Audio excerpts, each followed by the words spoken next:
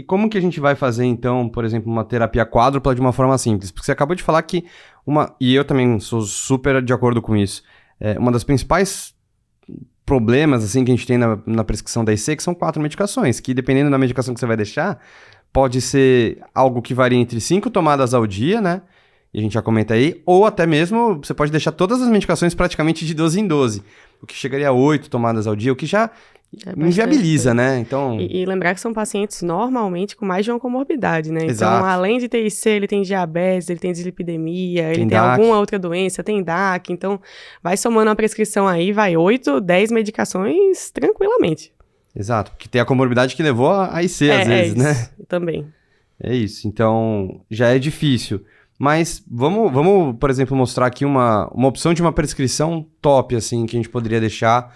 A gente pode falar até do IECA ou INRA, mas vamos dar um exemplo aí, Debs. O que você deixaria o que você julgaria como uma prescrição top no sentido de terapia quádrupla, mas de uma forma mais otimizada, assim, de facilitar a posologia do paciente?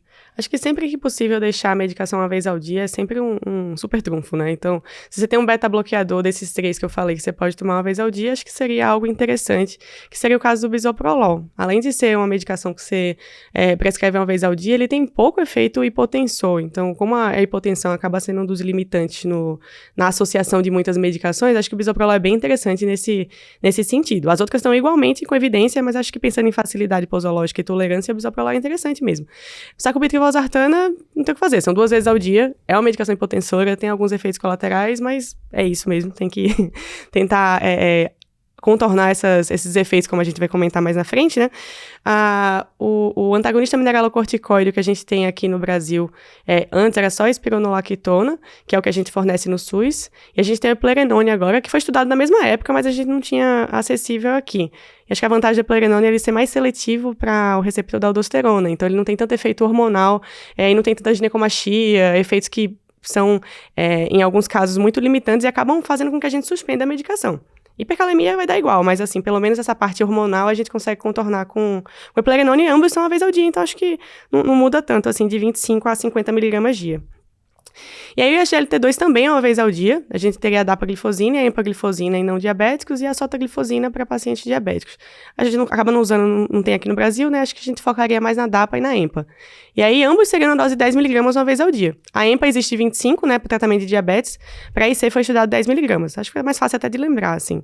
Então seriam 3 medicações uma vez ao dia e 1 a 2 vezes ao dia. Acho que não fica tão ruim, né? Não, mas isso pensando no INRA, né, mas caso a gente opte por começar por IECA... tem um Ramipril, por exemplo, você pode dar uma vez ao dia, então você tem a opção de uma vez ao dia também.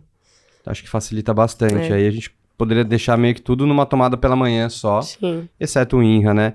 E aí o sacubitril valsartana a gente vai ter as posologias, né, a dosagem de 50, 100 e 200 miligramas ao dia.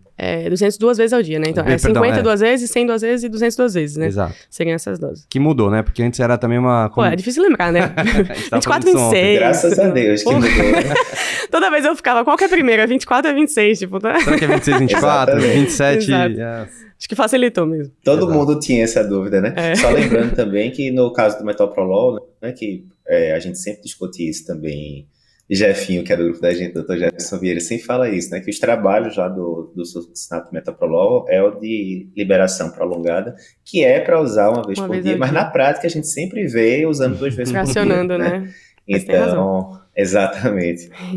Então, esse esquema, né, que Débora sugeriu é muito interessante por causa disso, facilidade posológica. Esse estudo mesmo que eu falei, o SAVE, do Dr. Brown, que é de 92, de New England, foi captopril. Aí a gente sempre lembra, né, para você ficar usando captopril de 8 a 8 horas é muito complicado, começa a desencaixar uma dose da outra, tem uma medicação que é de 12 em 12, outra que é de 8 em 8, tem o diurético de alça que você pode prescrever de manhã e no meio da tarde, aí começa a ficar muito complicado, né, para o paciente.